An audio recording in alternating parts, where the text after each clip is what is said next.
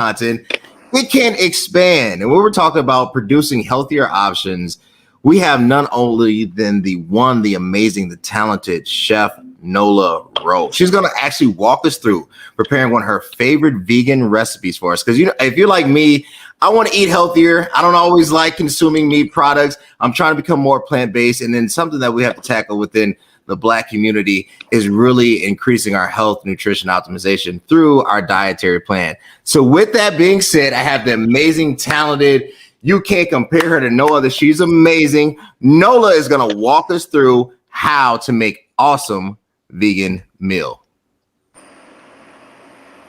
Thank you so much. That was such an amazing intro. So I am going to prepare an amazing vegan meal for you guys. I'm going to be mashing some yams. This is how it looked before I peeled it and boiled it. I do have the boiled product ready, so when it's that step in the meal preparation, I'll mash it and season it and show you guys how I'm gonna put it on the plate. But the main event for this meal is a portobello steak in tomato sauce. So I think I might want to end up making it a little bit spicy. This is not something that I've made before, but when you're in the kitchen, you kind of know your way around things.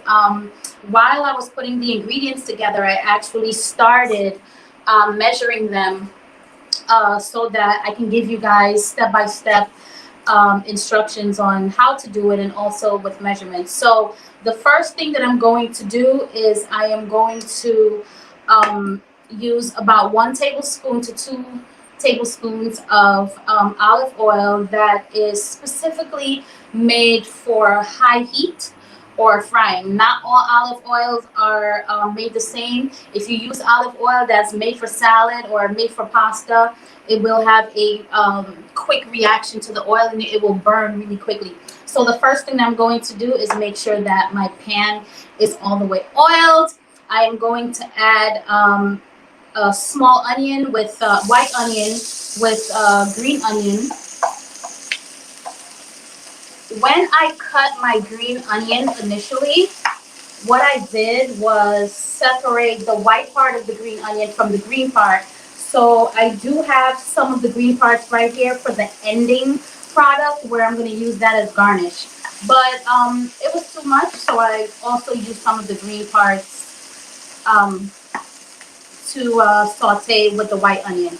So we, or a lot of chefs love to build seasoning, right? So we're going to start building our seasoning. The first thing that I'm going to do is add a little bit of salt. In total, we will end up using 1 teaspoon of salt, but I'm just going to use a little bit just specifically for the white onion and green onion. In a few seconds, I'm going to also add the tomatoes. One thing that I do, guys, that I recommend, I don't like the flavor of tomatoes as much as I love vegetables, as much as I am vegan. Tomatoes are just fruits that I just can't, the flavor, the smell, I'm just not comfortable with them. So what I do with my tomatoes is I slice them up and I cut out the inside, the seeds and the juicy parts that have the most enzymes. I take that part out. And another reason why I do that is because when it's time for me to saute it, if it has too much liquid in it or it's too moist, it kind of kills the oil, it kind of kills the saute, and I don't even get to caramelize my onions the way I want to. So I'm going to add the tomatoes now, and remember the seeds and all of that extra liquid were already taken out. I'm just going to toss it in the pan a little. You hear that sizzle? Sounds amazing. Listen, when I was a little girl in Guyana, a lot of our dishes started like this, okay? With the onions, the garlic, the tomatoes, the scallions. In Guyana, we call it shallots. But the smell of it, the aroma of it takes me back to my childhood all the time. So whenever I start dishes like this, I'm always over the pan or the pot like this. Because it takes me back to Guyana. So I am now going to add my garlic. The tomato was 1 small tomato. The garlic, I'm adding about 4 cloves of garlic. That's actually a lot of garlic, but I really love garlic. So if you have any issues with garlic, any sensitivity, or you simply don't like the flavor as much, don't add as much.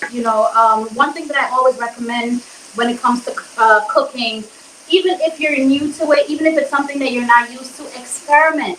Put the flavors how you want to put it. If you mess it up, then next time you know that what you did is something that you don't want to do again. And that's really how you learn how to cook. All right. So I'm just going to give this a few more seconds, and then I'm going to add my tomato paste. Not tomato sauce, but tomato paste. Tomato paste is way more concentrated, it's thicker, and what I love about this is it gives the food such an amazing flavor. I actually have the measuring spoon still stuck in it because I know that, look, it's so thick that if I turn it over like this, it doesn't even come out of the container. So I have my spoon. This is 2 tablespoons, and I just scrape it out because it's so thick it needs that extra help. All right, love me some tomato paste. This is also something else from my childhood in Guyana that we use a lot of tomato paste. So I'm pretty much going to saute it like this. Right now the heat is on medium, slightly closer to high, but if you have experience cooking, you know that all stoves are not made the same, okay? You know that your stove's medium might not be my medium. And this is also not even a stove, it's a hot plate. But pay attention to the sizzle. If it's sizzling really, really fast and it's drying out too quickly, or it's starting to burn, you know that it's too high, and you turn it down just a notch. So what I'm going to start to do now is season it again at this level. All right. So I am going to add a little bit more salt. All right. Remember, it's supposed to be 1 teaspoon, but I'm going through the teaspoon gradually. It really looks like a lot. So, salt always looks like a lot when you are cooking on camera, when people see it pouring and they're not used to cooking. One thing that I don't have here is black pepper. So I'm just going to grab that from my drawer really quickly. Put some black pepper on it. All right. So what I did was turn my heat down a little bit because the tomato paste is caramelizing pretty quickly, and I don't want it to do that. All right. So I have a little bit of salt, a little bit of pepper in there. This is half teaspoon of garlic powder. Love my garlic. All right. Half teaspoon onion powder. Love that. People who eat an alkaline diet or live an alkaline lifestyle, they use a lot of onion powder because that spice is one of the approved ingredients in an alkaline diet. So let me give this a few seconds, and then I am going to pour some vegetable broth on here. Just a few seconds. I had the vegetable broth sitting out for a while because technically it should be warm. It should be at a higher temperature, so when you're adding it to your food, it doesn't change the temperature of the food. But because I've had it sitting out for a little bit, it's kind of a little chilly. And let me eyeball this and tell you how much I'm pouring. So this is about a quarter cup of vegetable broth. I love this brand, Nature's Promise. Yeah, put my temperature up a notch again because my sizzle is getting too low. I'm still getting used to this hot plate. I definitely want to get a little bit more sauce in here because when I add my mushrooms, my portobello caps, so that is about 3/4 cups of water. When I add my portobello caps, I want them to have ample sauce on them, all right? So here's the thing. Usually when I cook portobello caps, I would put them in whole and then I slice them after. That's if I'm cooking them like steak.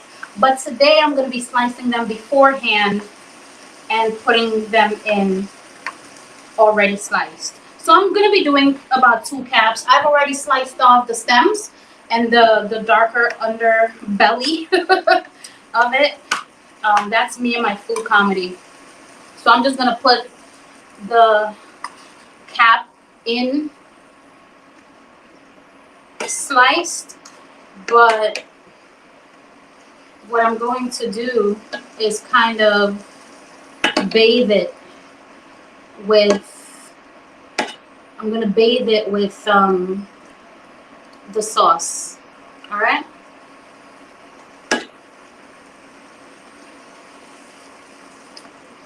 So the other thing that I'm going to do now, this is going to be the last time that I use the rest of my salt. Remember, it's still 1 teaspoon. This has a label on it. Might seem like a lot, but it's still 1 teaspoon. And I'm going to finish this off with some mushroom extracts. What mushroom extracts do is add amazing flavor enhancement. So whatever flavor it is that you already have, when you add these extracts, it's nothing but extracts from mushrooms. It just gives it an amazing flavor. So I'm just going to top this off with that. This is about, I would say, half of a teaspoon because I'm not using the whole thing. I'm going to let this sit here for a little bit. All right, let the mushroom sit a little bit. And while the mushroom is sitting in the sauce, you see how quick that was? I'm going to cover it. Put a cover on it so that it can soak up the flavor. And the next thing that I'm going to do at this point is mash my, before I mash the yams, let me cut up these red peppers. I was actually going to put the red pepper inside of the sauce, but I just changed my mind at the last minute and said, you know what? I want this to be the garnish. I want the color. So I'm just going to cut this up as garnish and put it to the side.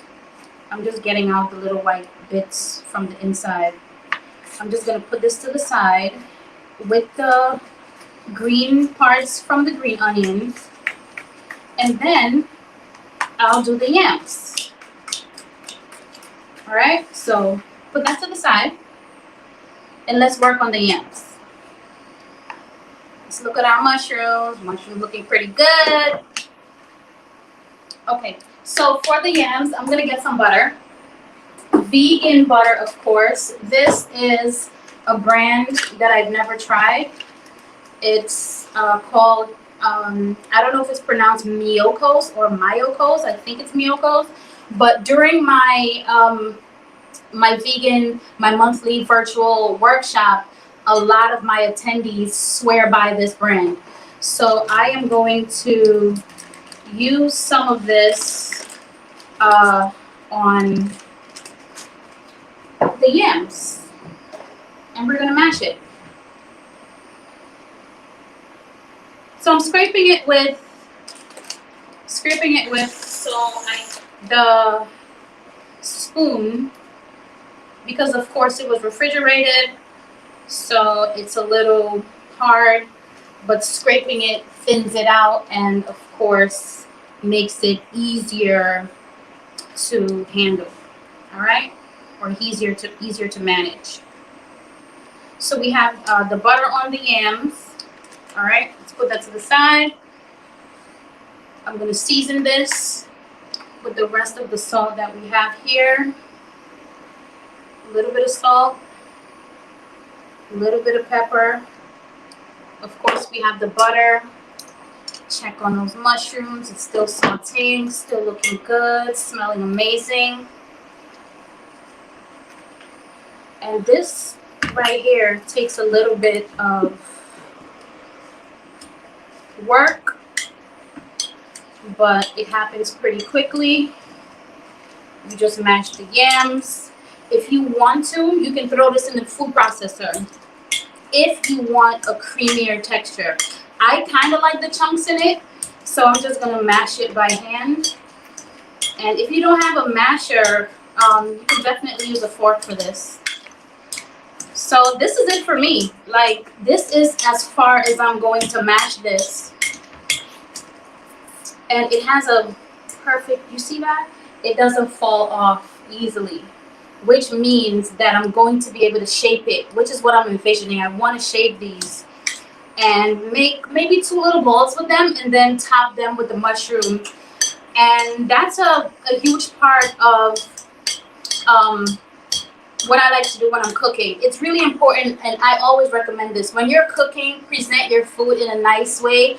It even helps your brain want to eat it more because it looks amazing. We start eating with our eyes first. So one of my tricks to getting my, whether it's mashed potatoes, rice, or whatever, in this case is mashed yams, I use an ice cream scooper to get the nice shape and to also make sure that each ball or each portion is the same amount. All right, so I'm ready to do that, but let me check on the mushrooms really quickly. I'm gonna taste it, see if it needs anything else before I plate the yams. Oh, listen, let me put that water back in there. Amazing. How long did that take? How long did this take? Not long at all. All right, let me get a tasting spoon.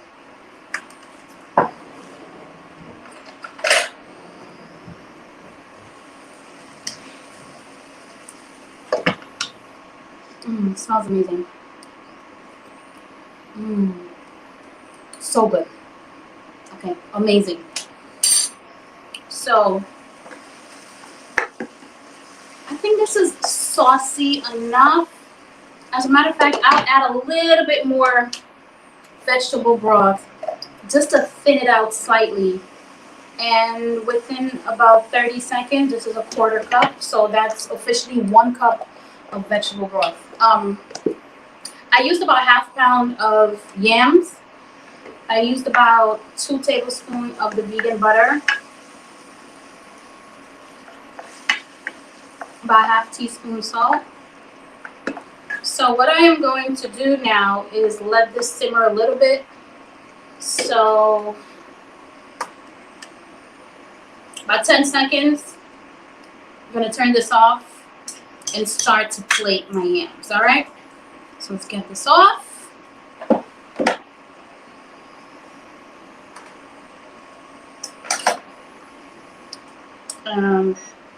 That's off. All right, so let's start to fill up our ice cream scooper with our mashed yams. I didn't even taste the yams. This never goes wrong. I've done it so many times, it's so good. So scoop my yam on there, nice round shape, nice portion as well. This might be about 1/2 cup. So now we have 2 round, beautiful pieces, beautiful portions of yam. I am going to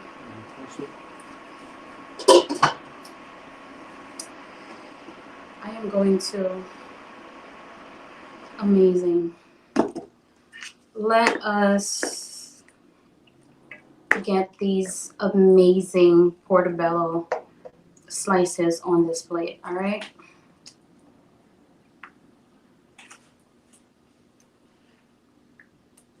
Look at that. It looks amazing.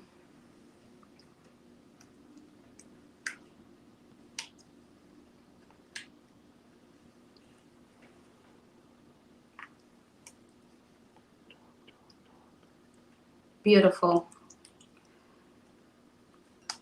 So I'm just putting them slice by slice simply because I want them arranged nicely for the look of the plating. All right. And then I will top them off with a little bit of the onions. I'm going to clean this up a little bit. That's a part of plating. You clean your plate. I'm going to sprinkle the red pepper on top of it.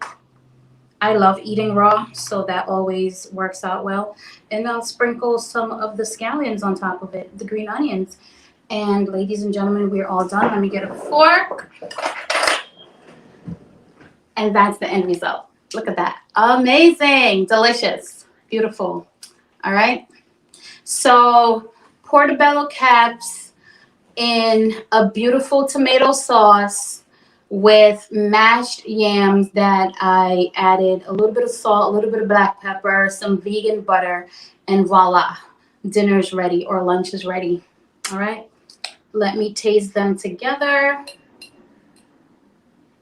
See how this is. I'm not a fan of eating very hot food, so so good.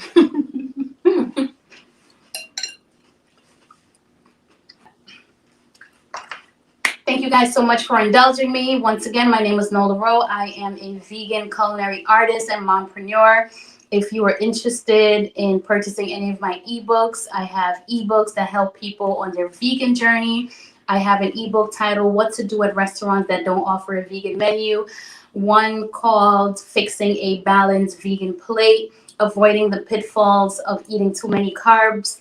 I have an ebook called Eat Vegan and Work Out, which pretty much kills the myth that you can't eat plant-based and do strenuous activities. And I also have an ebook that helps people when they're traveling and keeps them on track. I also do a monthly workshop on Eventbrite called Vegan for Beginners. It's veganforbeginners.eventbrite.com. You can join the workshop. I help you transition into veganism, kind of show you what the food actually looks like. For the people who are curious and have no idea what it's about, I teach you that. For the people who are already in the lifestyle, but they're intimidated by the food and they're not sure what to eat, I also help show you what types of foods are available to you. And starting April 3rd, I am also doing more of these live cooking demos where I show you quick and easy vegan meals from around the world. We're going to be traveling from Mexico to Puerto Rico to New Orleans to Greece to Italy to Guyana to the Caribbean, just indulging in amazing, amazing foods that you love. But the twist is I put a vegan version on it. All right. Thank you guys so much for indulging me. And I hope to see you guys soon on Instagram or Facebook or maybe in a workshop. See you later. Awesome, everybody. Welcome back to another episode of It Is What It Is podcast. I am your host, Cody Kelly. Look, I don't know why recently I have been just wanting to wear suits. I don't know if it's because I work remotely and I'm always in sweats, but this whole week, this whole month, I just been feeling like being a grown man. I just feel like putting on a suit and a tie. Thank you for tuning in. Look, if you want to keep seeing amazing content, you know what you have to do. Subscribe to the YouTube link below, YouTube at CV Space K, and where all podcasts are heard, Anchor, Spotify, Apple Podcasts, Google Podcasts, Stitch, wherever and however your podcast preference is, we are there. I have an amazing episode featuring an amazing individual. She is an amazing person in the podcast space. Her name is Nola Roy, goes by Nola. Nola, thank you so much for being on the show today. Thank you. The pleasure is all mine. Cool. Well, before we get into the line of questions, first of all, let's be human. Tell me about your day. Tell me about you. What is going on? Before we get into this line of questions, just make sure everything's on the right track. Okay, so since you threw the word human in there, we're going to have to get really, really real. Gotcha. So I got my nails done last week. I really love them. Really nice pink color. But I was at work the other day and ended up breaking one of them completely off. This morning, I went back to the nail salon to have one of them replaced, but I could not get the same color back. So this is why I now have one random glitter nail and the rest are pink. So that's how I started my morning. I had a meeting at work. I needed to revamp some things happening at my family's restaurant kitchen. So I had a really long meeting about that. I am a homeschool mom. I've been doing homeschooling before the pandemic started. So I had to sort out some things with that, fill out reports, send them to the school board, all of these different things, all human things. So here I am. Hey, all human things. I'm sorry about the nails. I can't relate, but at the same time, I'm glad that you're here. Look, right. So I reached out. I was like, look, I've heard of Nola, we're in some of the same networking groups. So wanted to have you on the show. What made you start your podcast? Well, I have always felt very vocal about whatever. If I'm thinking about it, most of the time I want to speak about it. I was one of those little kids in school that gave the teacher a hard time because I talk too much. And I was always told, be quiet, you talk too much, shut up, go sit down. You know what I mean? So I don't think the people around me recognize that maybe this is her energy. Maybe this is something that she needs to happen to function. Some people have talking, some people have extreme quiet, some people have jumping up and down and flipping off of couches, and you know what I mean? Some people have singing, some people have repairing little gadgets. Parents are not always equipped to pick up on what could possibly be a talent. But of course, I was quiet. I listened. And I noticed that, when I'm on social media, I really just felt the need to express a whole lot of different things. People kept telling me you should start a podcast. I didn't want to do it because I had no idea what that entailed.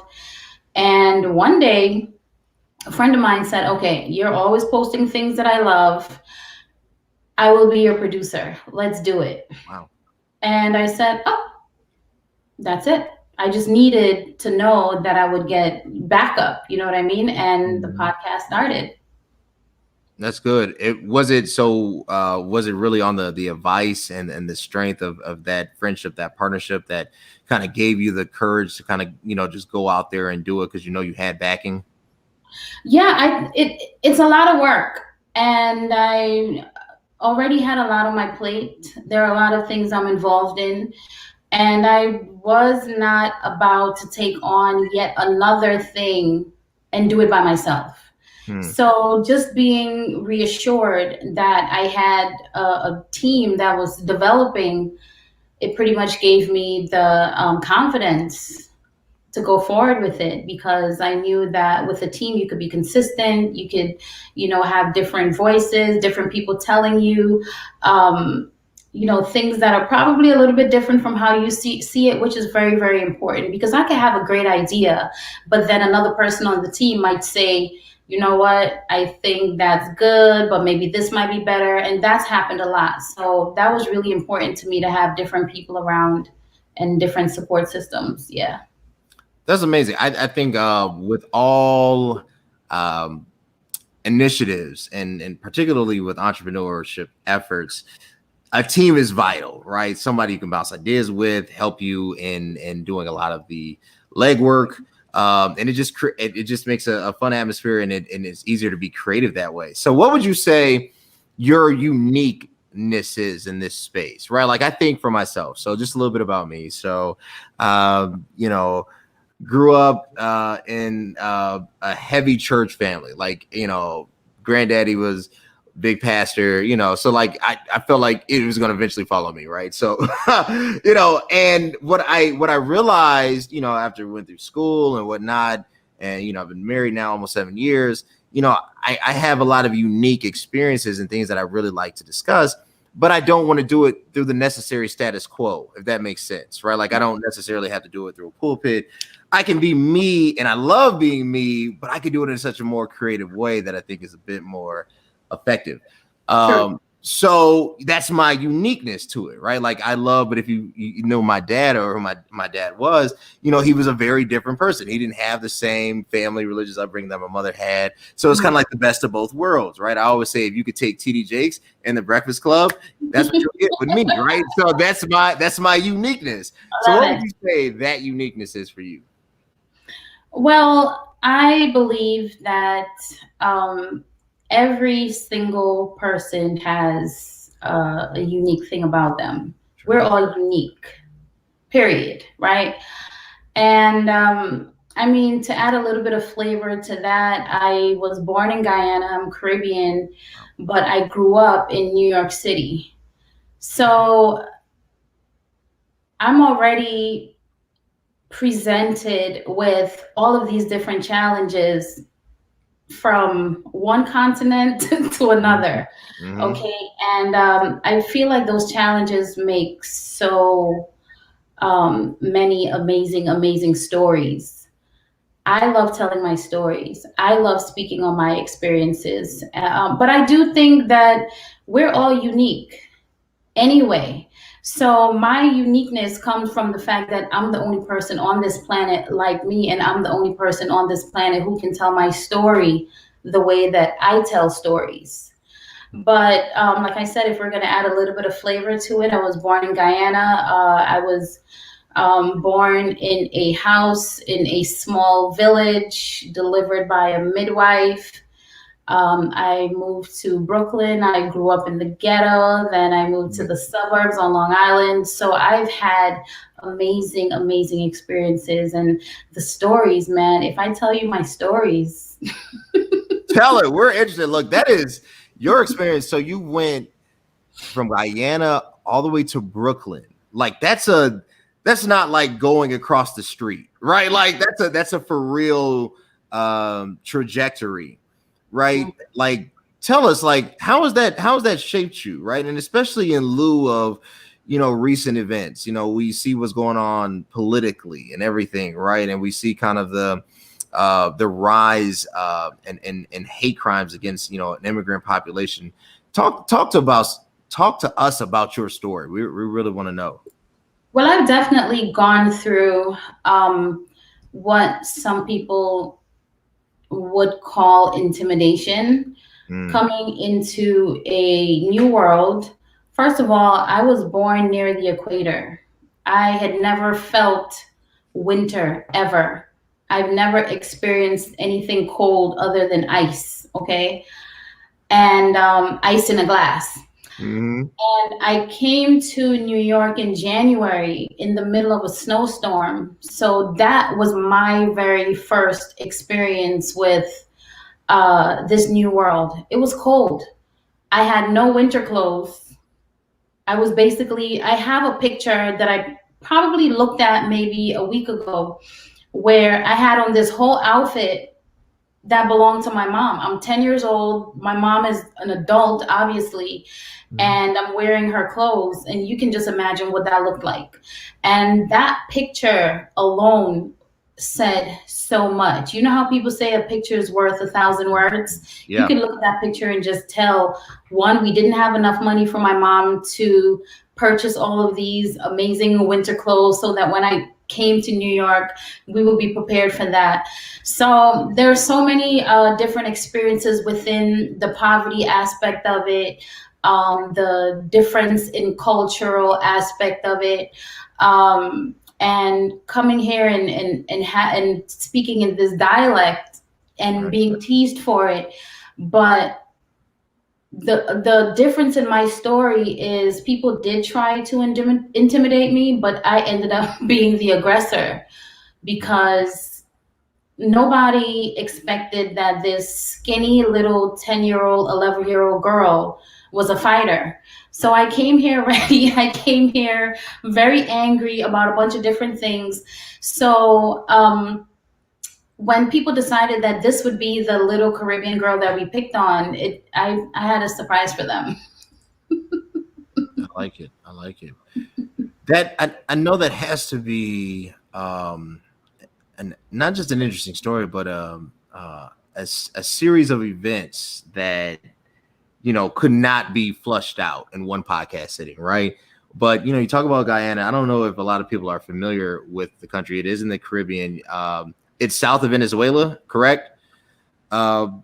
You're talking about coming from the southern hemisphere, and transitioning now to continental U.S. and now you're thrown into not just a different country, but a country that's probably not familiar, with some of the cultural norms and tradition and history of Guyana. If you ask 1,000 people to point it out on a map, they might 500 of them might get it wrong, right? So a lot of people think when they hear Guyana, they think Ghana, they think Africa.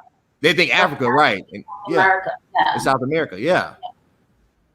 So how did you tap into your superpower? I guess is what I'm trying to get to, right? Like you came over, like you said, you were the aggressor. When did you find your voice? Like, I'm not going to let anybody intimidate me. I'm going to let the world feel Nola.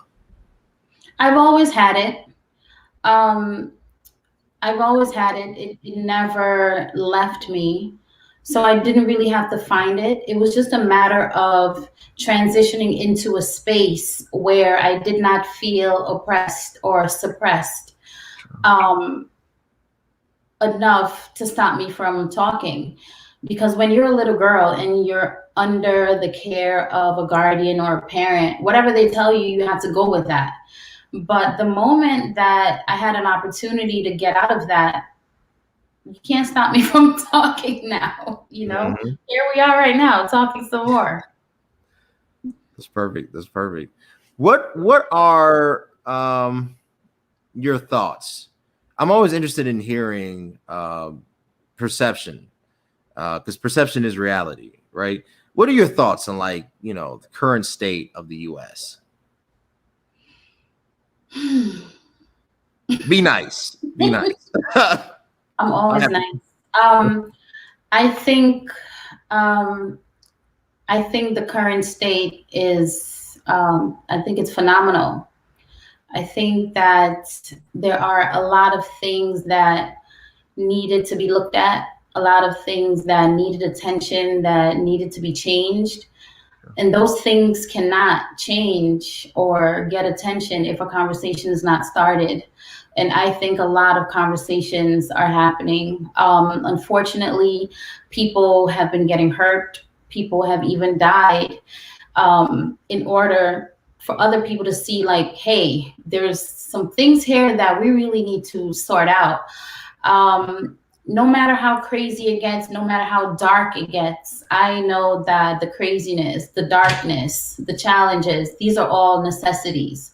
These are all things that are necessary to get to the other side. So I think it's phenomenal. I'm very, very happy that I am alive. And this is such a unique time in history. You know what I mean? With the way technology is shaping the world and the way mankind is changing. It's really exciting to be alive and witness the change and the shift happening in real time. Perfect. I like it.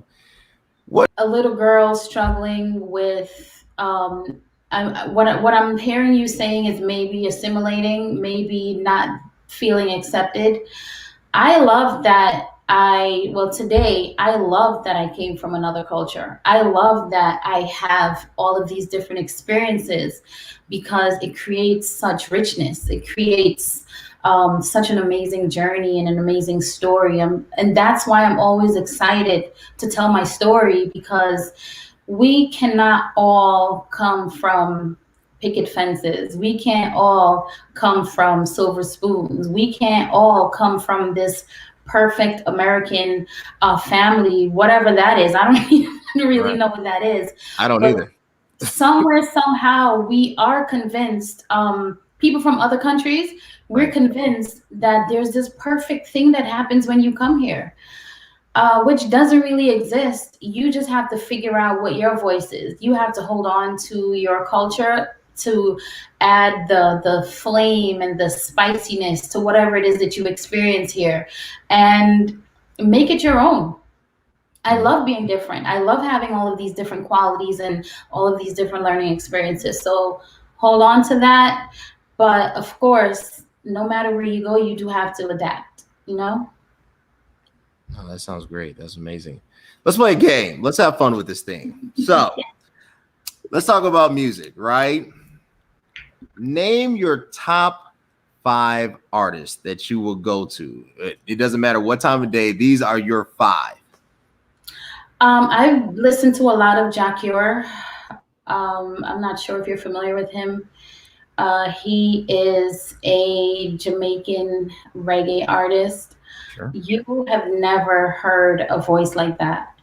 You need to write it down right now. So I'm when writing it down.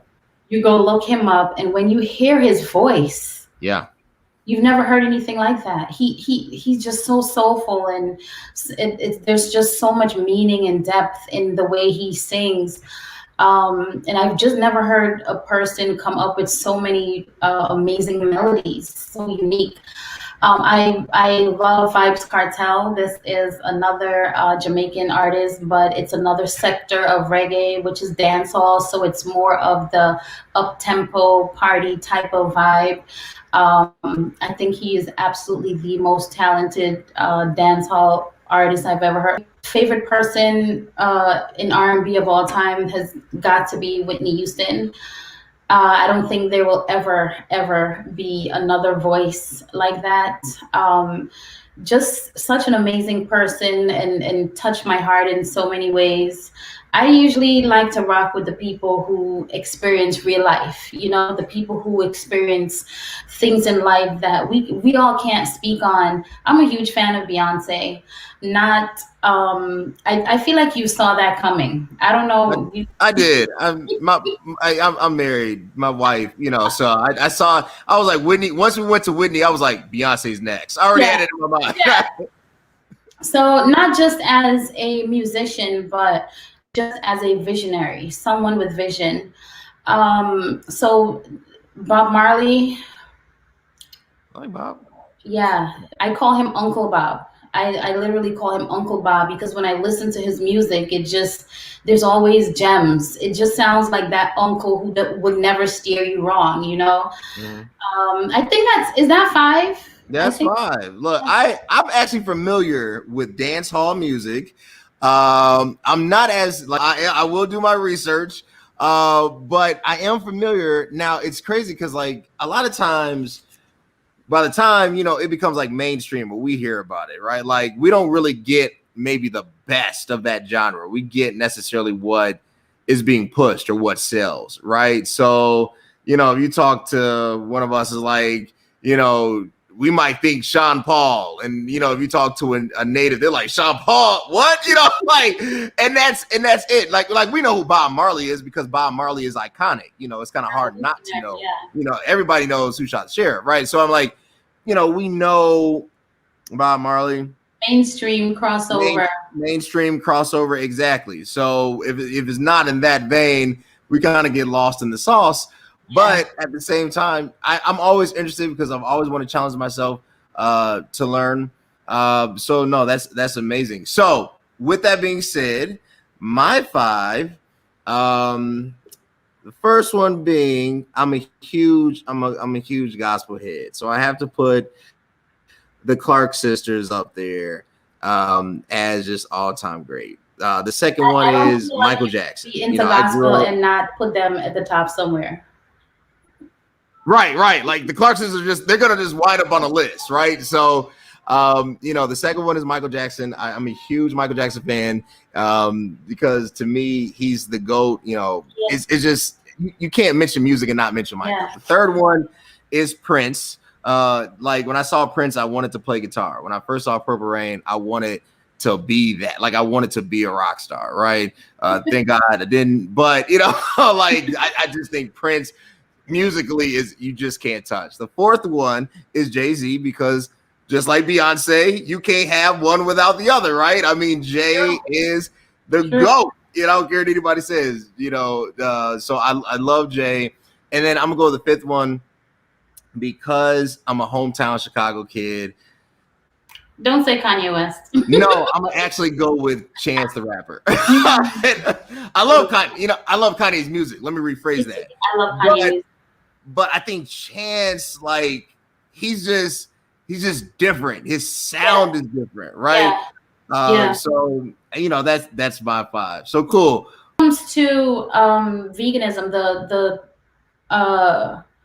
the trick about that is you can be using products that are not vegan and not even know it, especially when it comes to cosmetics, especially when it comes to clothing, shoes, the seat in your car, you know what I mean, your coat, your pocketbook. So, you know, I do, have a lot of products that, you know, maybe people have given me, and things that you purchase and you have no idea, maybe a yoga mat, you know, a bottle of wine. You know, it's crazy how animal products are used in so many different industries. But as far as eating goes, no meat, no dairy. Yeah. Perfect. I tried it. I personally like vegan food a lot. I tried it. I was really good for about 3 months, but I could not break my addiction to salmon.